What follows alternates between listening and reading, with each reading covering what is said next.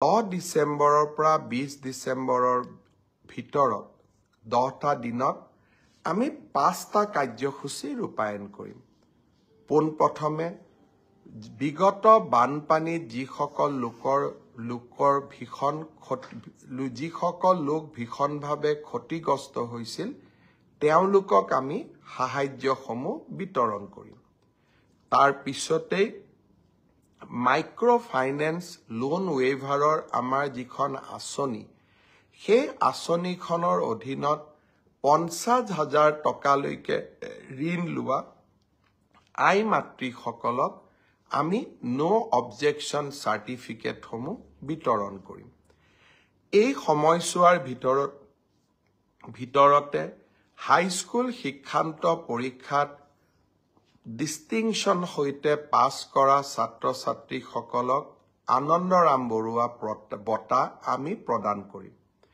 আৰু 10 ডিচেম্বৰৰ পৰা 20 ডিচেম্বৰৰ ভিতৰতে আমি নৱম মান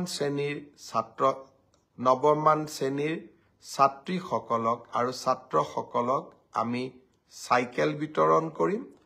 আৰু ঠিক একেধৰণে উচ্চতৰ মাধ্যমিকত সুখ্যাতিৰে উত্তীৰ্ণ হোৱা ছাত্ৰ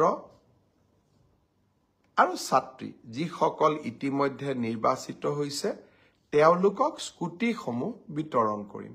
অৰ্থাৎ 10 ডিচেম্বৰৰ পৰা 20 ডিচেম্বৰলৈকে আমি সকলোৱে ব্যস্ত থাকিম আৰু সকলোকে এই আঁচনিসমূহৰ লাভ দিবলৈ আমি যত্ন কৰিম। এই সময়ছোৱাৰ ভিতৰতে অৰ্থাৎ 1 তাৰিখৰ পৰা 10 ডিচেম্বৰৰ ভিতৰত চৰকাৰী কৰ্মচাৰী 3য় আৰু 4ৰ্থ শ্ৰেণীৰ কৰ্মচাৰীসকলৰ মিউচুৱেল ট্ৰেন্সফাৰৰ পৰ্টেলটো আমি মুকলি কৰি দিম। এতিয়া কামৰ সময়, নিৰ্বাচনৰ সময় আমি পাৰ কৰিলোঁ আৰু এইকেইটা দিন আমি সকলোৱে চৰকাৰী কাম-কাজ, ৰাজহুৱা সেৱাত আমি ব্যস্ত ৰাখিম। অৱশ্যে ইয়াৰ মাজতে পঞ্চায়ত ইলেকশ্যনো আহিব আৰু তাৰ পিছত বিটিআৰৰ ইলেকশ্যনো আহিব। 25 চনটো কামৰ মাজে মাজে নিৰ্বাচনো হৈ থাকিব, কাৰণ 26ৰ নিৰ্বাচনৰ আগত আমি কেইবাটাও নিৰ্বাচন পাতিব লাগিব। ৰাভা হাছঙৰ নিৰ্বাচন, মিচিং স্বায়ত্তশাসিত পৰিষদৰ নিৰ্বাচন।